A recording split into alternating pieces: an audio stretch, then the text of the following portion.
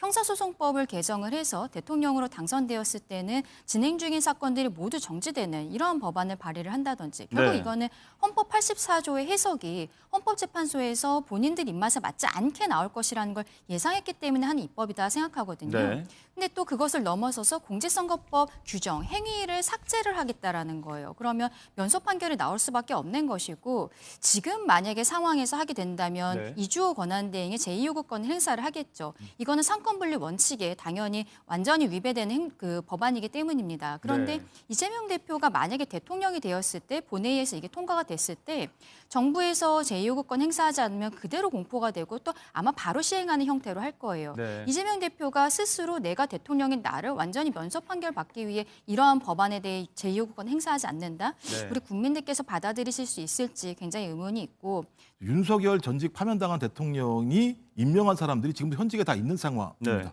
현직에 있는 상황이기 때문에 검찰총장을 필두로 해서 수사권을 가지고 있는 기관에서 신뢰할 수 없으니까 특검을 하자고 주장을 했더니 국민의힘은 이걸 다 반대를 했습니다. 실제로 내란이 일어나게 되면 특검하는 건 상식적인 거예요. 그리고 이게 친위 구태타의 성격이라고 얘기한다면 검찰이나 경찰에게 수사를 맡긴다는 건 상식적으로 말이 안 되는 상황인데 국민의힘은 이걸 끝까지 막았습니다. 네. 그렇기 때문에 국민의힘 같은 경우도 내란 문제와 관련해서 자유로울 수 없다라고 저희들은 문제 제기를 하는 것이고요. 또 하나는 계속 지금 입법 문제를 제기하고 있는데요. 가장 중요한 문제는 이번 사건과 관련해서 소위 검찰의 기소 편의주의랑 법원의 정치적 판결이 벌어지게 되면 예. 유력한 대통령 지지율 1위 후보도 소위 선거에 나갈 수 없게 만들 수 있다라고 네, 하는 네. 부분들을 확인한 사실들이 있습니다. 내란 수계뿐만이 아니라 지금도 숨어서 끊임없이 내란을 획책하고 실행하고 있는 이 3회 내란을 일으키고 있는 자들을 다 찾아내서 법정에 세워야 되겠죠. 그리고 그 법정은 깨끗한 법정이어야 되지 않겠습니까? 이 내란을 부마항쟁이란 이름으로 저항해서 그 군사 정권을 끝장낸 곳 아닙니까, 여러분? 여러분이 바로 그 주역 아닌가요?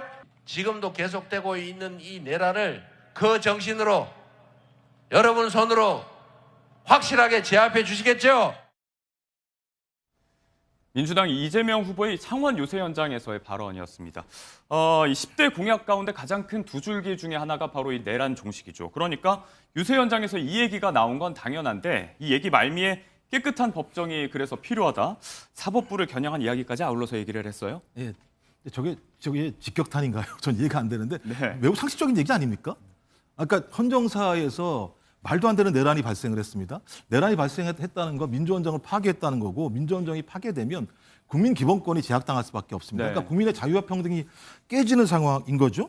그래서 이것 때문에 헌재가 소위 대통령을 파면을 해서 전직 대통령이 됐고 그 내용을 보면 내란의 내용들이 거의 맞다라고 하는 부분들이 적시가 되어 있는 상황입니다. 네. 그래서 당연히 재판에 올라가 있는데 이 재판을 하고 있는 주심 판사인 주기현 판사의 행태를 보면 국민들이 납득하지 못할 만한 내용들이 꽤 많이 있었던 것 아니겠습니까? 그러니까 뭐 예를 들면 지금 최근에 나오는 겁니다. 사실 확인은 아직 안 됐습니다만 예. 접대 의혹이 있다는 얘기가 지금 공개적으로 제기된 상황이고 네, 그 얘기가 나왔죠. 그다음에 지금까지 70여 년 이상 일 단위로 계산하던 구속영장 문제와 관련해서 이걸 시간 단위로 바꾸고 그다음에 온갖 재판 특혜를 윤석열 파면당한 전직 대통령한테 주고 있는 상황이라면 네. 이 판사가 상식적으로 재판에 임하고 있는가라고 하는 의구심은 당연히 있는 거죠. 그러니까 많은 국민들이 주기현 판사가 재판을 하면 공정한 판단을 할 수 있겠어라고 하는 의심이 분명히 있는 겁니다. 거기다가 대법원이라고 얘기하는 이재명 후보 재판과 관련해서 대법원장과 대법원 구인의 판단에 의하면 48시간 동안 6만 8천 페이지의 기록을 읽고 나서 네. 의견을 제출하고 9일 만에 2심에서는 무죄였는데 3심에서 유죄 취지로 파기환송하는 이런 상황들을 보면서 이 사법부가 제대로 된 상식적인 판단을 하고 있는가라고 예. 하는 의심이 있는 것 아니겠습니까? 그런 차원에서 사법부가 국민들에게 이런 의심을 받고 있으니 스스로 깨끗해지는 법정이 될 수 있도록 노력하라고 얘기하는 건 당연히 국민 어느 누구라도 제기할 수 있는 것이고 특히 거기에 당사자인 이재명 후보가 그런 제기를 하는 건 예. 상식적인데 언론에서 그걸 직격탄이라고 말씀하시니까 어떤 것이 직격탄인지 전 잘 이해가 안 되는 상황입니다. 네, 발언 자체만을 놓고 본다기보다는 이제 그 맥락을 둘러싼 논쟁들이 좀 있는 상황이니까 아무튼 잠시 후에도 조금 얘기를 해보겠지만 지규현 부장판사를 위한 의혹 제기도 있었던 법사위였고요. 네, 국회 법사위 이야기를 조금 더 해보도록 하겠습니다. 조금 더 실질적이고 수위 높은 이야기가 오갔습니다. 이재명 후보의 선거법 위반 대법원 파기환송 판결과 관련해서 조희대 대법원장을 포함한 대법관들의 청문회가 예정이 돼 있었는데 대법관은 모두 불참을 했고요. 자진 사퇴하라 대법원장을 향해서 민주당은 목소리를 높이고 있습니다. 어제 출석한 천대엽 법원행정처장은요. 여기에 대해서 이렇게 말했습니다. 저는 이제 특정 대법관이나 대법원장을 비호하는 그런 차원이 아니라 우리가 이제 재판 관련해서 이와 같이 이제 책임, 추궁 내지는 신변의 어떤 변화 이런 부분은 이제 우리 모든 법관들이 정말로 사법부 독립하에서 맡은 바 소명을 다함에 있어서 중대한 장애가 되기 때문에 그 점에 있어서 저와 많은 법관들이 우려하고 있다는 그 말씀을 다시 드리겠습니다.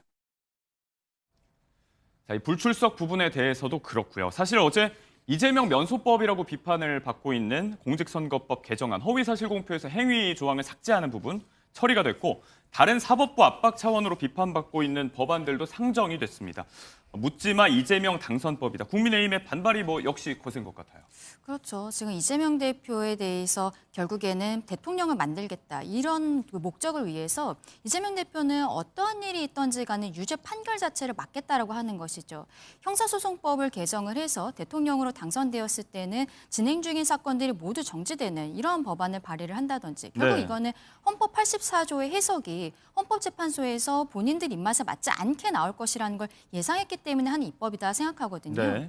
근데 또 그것을 넘어서서 공직선거법 규정, 행위를 삭제를 하겠다라는 거예요. 그러면 면소 판결이 나올 수밖에 없는 것이고 지금 만약에 상황에서 하게 된다면 네. 이주호 권한대행의 제2요구권 행사를 하겠죠. 이거는 상권분리 원칙에 당연히 완전히 위배되는 그 법안이기 때문입니다. 그런데 네. 이재명 대표가 만약에 대통령이 되었을 때 본회의에서 이게 통과가 됐을 때 정부에서 제2요구권 행사하지 않으면 그대로 공포가 되고 또 아마 바로 시행하는 형태로 할 거예요. 네. 이재명 대표가 스스로 내가 대통령인 나를 완전히 면소 판결 받기 위해 이러한 법안에 대해 제2요구권 행사하지 않는다. 네. 우리 국민들께서 받아들이실 수 있을지 굉장히 의문이 있고 또 이제는 헌법재판소법을 개정을 해서 대법원 판결에 대해서도 재판 소원이 가능하도록 실질적으로 사심제를 만들겠다라든지 그리고 네. 대법관이 현재는 14명이거든요. 근데 이거를 30명 혹은 100명으로 늘리겠다라는 거예요.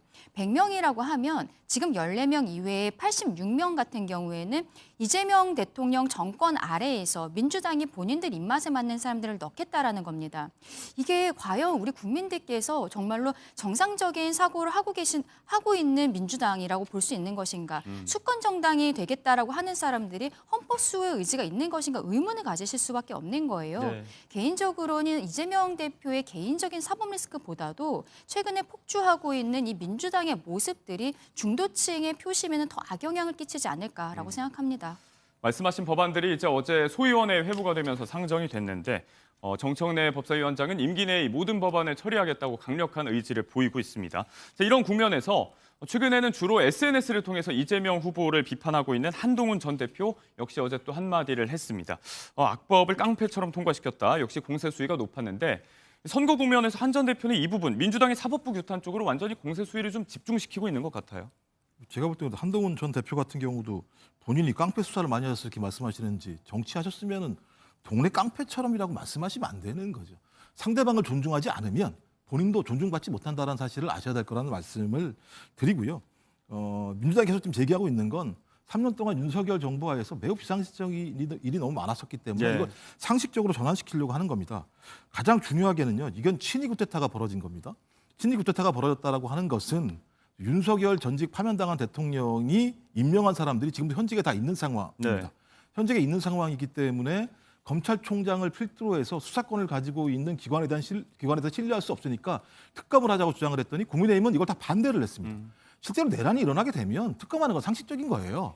그리고 이게 친위 쿠데타의 성격이라고 얘기한다면 검찰이나 경찰에게 수사를 맡긴다는 건 상식적으로 말이 안 되는 상황인데 국민의힘은 이걸 끝까지 막았습니다. 네. 그렇기 때문에 국민의힘 같은 경우도 내란 문제와 관련해서 자유로울 수 없다라고 저희들은 문제 제기를 하는 것이고요. 또 하나는 계속 지금 입법 문제를 제기하고 있는데요. 가장 중요한 문제는 이번 사건과 관련해서 소위 검찰의 기소 편의주의랑 법원의 정치적 판결이 벌어지게 되면 예. 유력한 대통령 지지율 1위 후보도 소위 선거에 나갈 수 없게 만들 수 있다라고 네, 하는 부분들을 확인한 사실들이 있습니다. 그래서 이런 상황을 통해서 입법 조치를 해야 된다. 이건 상식적으로 헌법에 있는 입법권을 가지고 있는 국회가 네. 해야 될 일인 것이고요. 여야가 토론해야 되는 거예요. 지금은 이재명 후보가 이 문제와 이 문제와에 해당자입니다만 나중에 어떤 일이 벌어질지 누가 알겠습니까? 여야 다 모두 마찬가지 아니겠습니까? 아니 사진이 조작됐다라는 이유 하나만으로 대선에 출마할 수 없게 만드는 일이 벌어진다면 여야 모두 말이 안 되는 상황이잖아요. 또 형사소송법도 마찬가지인데요. 소위 헌법 84조 같은 경우 소출할 수 없다라고 하는 부분과 관련해서 기소 플러스 재판, 소송 절차까지 결합돼 있는 것이 다수의 의견입니다. 근데 이게 명확치 않으니까 이거 명확히 하자라고 하는 얘기예요. 그럼 여야가 같이 토론을 하면 되는 거죠. 이게 예를 들면 이재명 개인을 위한 것이라고 계속 주장하는 것 자체는 제가 볼 때는 입법권을 가지고 있는 국민의힘이 입법권을 제대로 이해하지 못하고 있는 것 아닌가라는 생각이 듭니다.